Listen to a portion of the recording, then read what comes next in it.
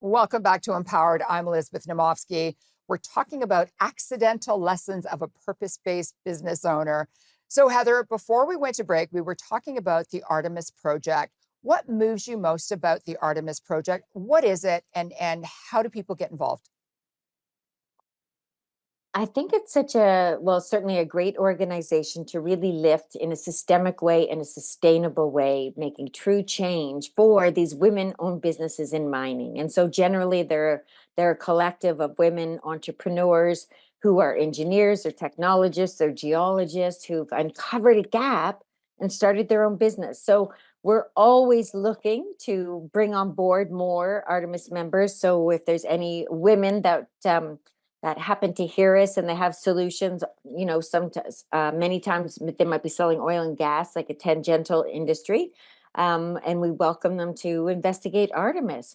But really what it is, it's how these incredible women, when they get together, they serve these solutions and come up with services that are just full of innovation and full of course, sustainability. And they all have purpose beyond profit, every single member. Well, what a way of giving back. So, Mm, what learnings has Artemis bestowed upon you? mm, so many. And when you say failings, I think I don't know about failings as so much as learnings. Every single day we have learnings. We're learning new things in new ways. We're going into new geographies, to new territories, and really building more capacity. So learning, though, personally, is really say yes, even though you don't have all the pieces together. You know that if the opportunities come along, it's come along probably for a reason you may not know right now, but that's okay. Just jump into it, pull your resources together, and just go for it and really work on work that you just love. And I think that's important that you just said work on projects Mm, that you just love. We mm, have so much passion within us, whether we know it or not. Some people mm. have that passion just, bubbling underneath and not really hasn't come out yet.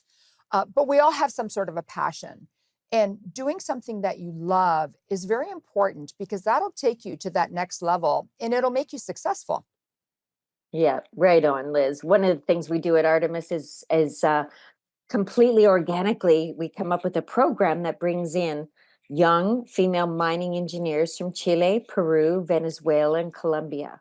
Generally, those are very highly dominated male industries and that society. So the gals have a very difficult time getting their first jobs.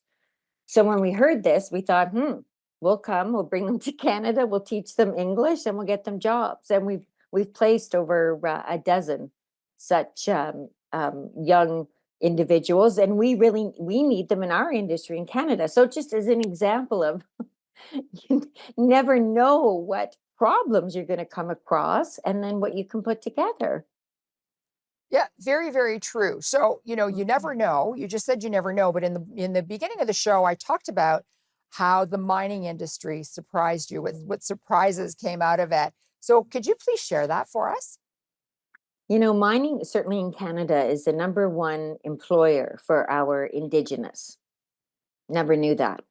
Mining can truly facilitate incredible outcomes, especially for our women, our Indigenous women, and especially providing economic and social opportunities that no other industry can do that. So that's number one. Number two, everything you and I and everybody else in society enjoys, consumes, 99% of it comes from the ground. It's mined. It's the most important industry in that if it does not come out of the ground in a sustainable way, nothing is sustainable.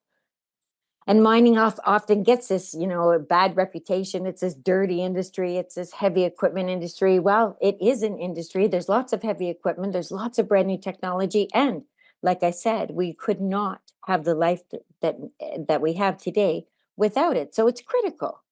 And I just love to see women play more of a role in such a critical industry. Heather, we've got 15 seconds left. Where does Artemis go from here?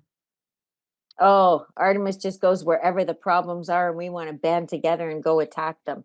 So our next thing is we're going to Greece. Oh, okay. So hold that thought, because when we come back from this commercial break, we're going to talk about going to Greece and seeing what's in store for Heather. So please don't go away. We'll be right back.